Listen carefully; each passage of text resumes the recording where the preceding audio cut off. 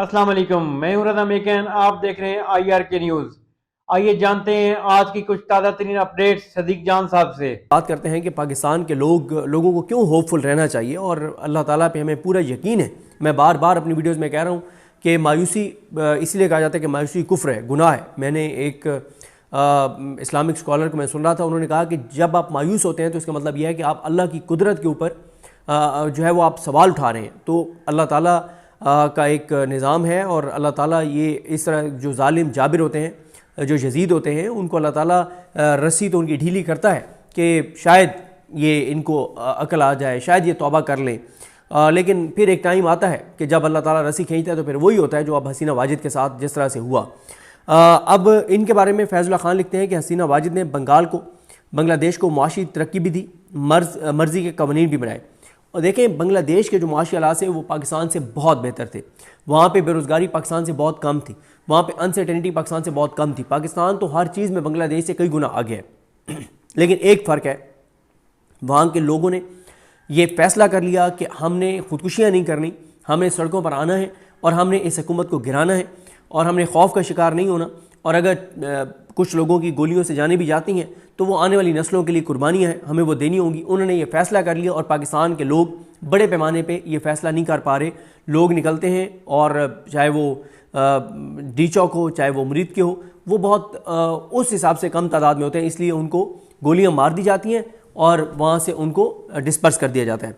तो फैज़ुल्लाह खान कहते हैं कि हसीना वाजिद ने बांग्लादेश को मुआशी तरक्की भी दी, मर्ज़ी के कवानीन भी बनाए और अदलिया भी मनचाही तश्कील दी। रिश्तेदार को आर्मी चीफ लगाया, अपने मुखालफिन बिलखुसूस जमात इस्लामी की सारी क़यादत भी फांसी घाट पर लटका दी।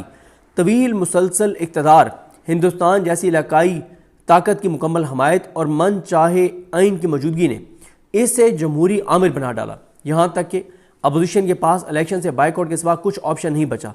आज हसीना वाजिद अपने बनाए हुए आइन, कानून, अदलिया और जजों के हाथों सजाए मौत सुन चुकी है। बहरहाल इंसान का मामला महज इतना सा है कि वो किसी दूसरे के अंजाम से सीखना नहीं चाहता। यकीन करें, पाकिस्तान में कोई हुकूमत हसीना वाजिद जैसी अवामी मुआशी ताकत रखती है न बैसाखियों के बगैर चल सकती। मगर इसके बावजूद इस्तिस्ना से लेकर मुआशी बदहाली और आइन अदलिया में मन चाहे जज हों या फार्म 47 की हुक्मरानी, पता नहीं इन सब का क्या बनेगा, जो बहुत छोटे से मफादात के लिए बहुत बड़ा सौदा कर चुके हैं। देखें, मैं जिस तरह से आपको अर्ज़ कर रहा हूँ ना कि 27वीं आइनी तरमीम के बाद पाकिस्तान के लोगों में ये एहसास बहुत गहरा हो रहा है कि हाँ, हम ये एतराफ़ करते हैं कि 26वीं आइनी तरमीम इमरान खान के ख़िलाफ़ नहीं थी, पाकिस्तान के ख़िलाफ़ थी, पाकिस्तान के लोगों के ख़िलाफ़ थी, पाकिस्तान के आने वाली नस्लों के ख़िलाफ़ थी।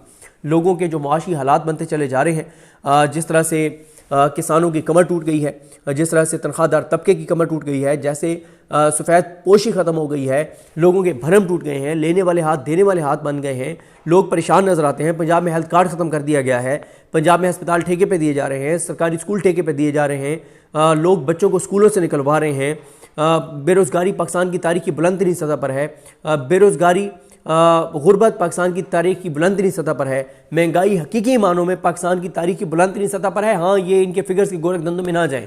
अनसर्टेनिटी पाकिस्तान की तारीख की बुलंद तरीन सतह पर है। हर दूसरा पाकिस्तानी पाकिस्तान छोड़ के जाना चाहता है।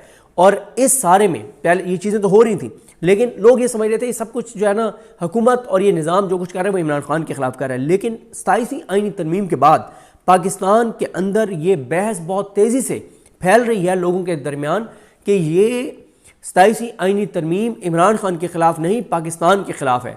26वीं आइनी तरमीम भी इमरान खान के ख़िलाफ़ नहीं थी, पाकिस्तान के ख़िलाफ़ थी। जब अदलिया कमज़ोर होगी, पाकिस्तान कमज़ोर होगा। जब अदलिया ख़त्म हो जाएगी, इकॉनमी बैठ जाएगी, इकॉनमी बैठेगी, लोगों का रोज़गार बंद होगा। अब आप देख लेना कि 10 मेडिसिन कंपनियाँ यहाँ से चली गई हैं। अब उन मेडिसिन कंपनियों में कितने लोग काम करते होंगे? आप देखें कि कितनी टेक्सटाइल इंडस्ट्री यहाँ से चली गई हैं। इमरान खान के दौर में क्या था?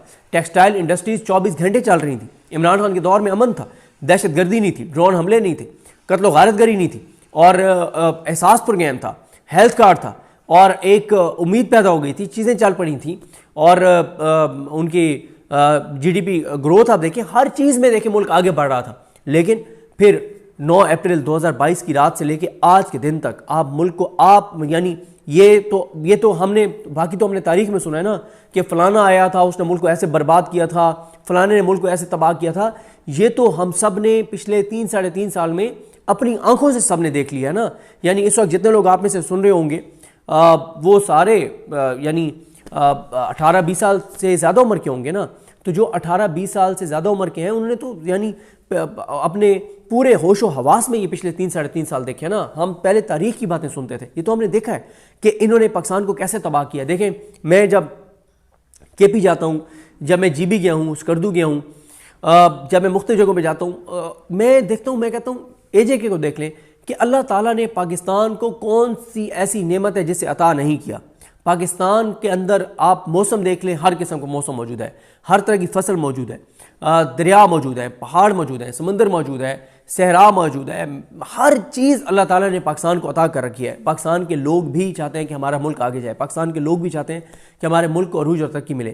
اگر ہمارے ملک میں ایک چیز نہیں ہے تو وہ ہے سنسیئر حکمران, اور وہ ہے جن کے ہاتھ میں طاقت ہے, ان کے اندر یہ کہ پاکستان کہ عوام کی مرضی کے ہم فیصلے کریں, پاکستان کے لوگ پاکستان کا فیصلہ کریں. یہاں پہ چند لوگ بند کمروں میں بیٹھ کے فیصلے کرتے ہیں. اب آپ دیکھ لیں, میں شفقت ایاز کا ٹویٹ دیکھ رہا تھا, انہوں نے یہ جو اے جے کے میں جو کچھ ہو رہا ہے انہوں نے ٹھیک کہا. انہوں نے کہا کہ تم لوگ آزاد کشمیر کے فیصلے بھی اسلام آباد کے بند کمروں میں کر رہے ہو, تم لوگ ایک کے پی کے بھی فیصلے اسلام آباد کے بند کمروں میں کر رہے ہو. کے پی کے لوگوں کو فیصلہ کرنے دیں نا, کے پی کی اسمبلی کو فیصلہ کرنے دیں کہ وہاں پہ کے پی میں کیا کون سا قانون نافذ ہوگا, امن کیسے آئے گا, دہشت گردی کا خاتمہ کیسے ہوگا. یا تو آپ کہیں نا کہ سہیل آفریدی دہشت گردوں کو سپورٹ کر رہا ہو, کہہ رہا ہو کہ نہیں ٹی ٹی پی سے جو ہے نا وہ ٹی ٹی پی کے خلاف آپریشن نہ کیا جائے, باقی دہشت گرد تنظیموں کے خلاف آپریشن نہ کیا جائے. وہ ان سے زیادہ امن کون چاہتا ہے؟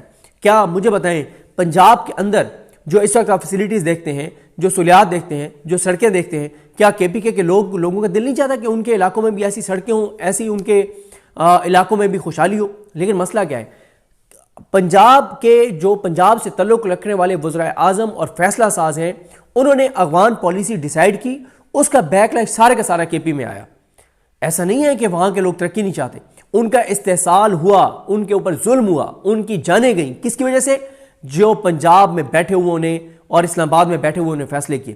اسلام آباد اور پنجاب کے سے تعلق رکھنے والوں نے فیصلے کیے افغانستان کی پالیسی کے, اس کا بیک لیش کے پی میں آیا, اور کے پی وسائل میں, ترقی میں, تعلیم میں وہ بہت پیچھے چلا گیا. وہاں ظاہر ہے تعلیمی اداروں کی کمی ہے, وہاں یونیورسٹیز کی کمی ہے.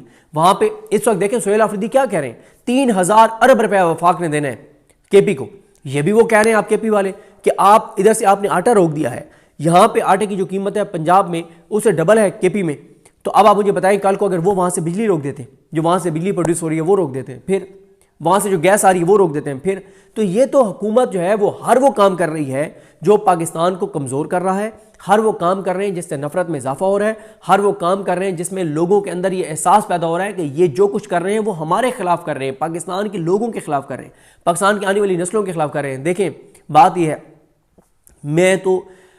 میں کنونس ہوں. آپ دیکھتے ہیں مجھے لوگ کہتے ہیں تم بڑی امید کی بات کرتے ہو. میں امید کی بات بالکل میں اللہ کو حاضر ناظر جان کے امید کی بات کرتا ہوں. مجھے اللہ سے پورا, اللہ کی ذات پہ پورا یقین ہے اور بھروسہ ہے. اور امید کیا ہے, ہر ویڈیو میں کہتا ہوں امید یہ ہے کہ ہم دیر گئے ہیں, افغانستان کے بارڈر کے قریب گئے ہیں, ہم دریائے سندھ کے کنارے پہ گئے ہیں جہاں پہ موبائل سگنلز بھی کسی ٹیلے پہ آتے ہیں, ہم تورخم بارڈر کے قریب گئے ہیں. ابھی آپ بلوچستان میں دیکھ لیں جو وہاں پہ ریلیز تحریک انصاف کے یوتھ ونگ نے کی, وہاں سے جو تقریریں سامنے آئیں, جو نعرے سامنے آئے, مطلب آپ پاکستان کے کسی کونے میں چلے جائیں, آپ اسکردو چلے جائیں, آپ جی بی چلے جائیں, آپ کسی پاکستان کے کونے میں چلے جائیں, ان علاقوں میں چلے جائیں جہاں پہ ابھی اس طرح سے بجلی بھی نہیں ہے, اس طرح سے انٹرنیٹ بھی نہیں ہے, ان علاقوں میں چلے جائیں, ہر جگہ پہ پاکستان کے لوگ باشعور ہو چکے ہیں. تو ناظرین یہ تھی اہم اپڈیٹس جو آپ نے جانی صدیق جان کی زبانی. تو ناظرین جڑے رہیے مزید اپڈیٹس کے لیے ہمارے چینل کے ساتھ. اپنا اور اس چینل کا خیال رکھیے گا. اسی کے ساتھ اپنے میزبان رضا میکن کو اجازت دیجیے. اللہ حافظ.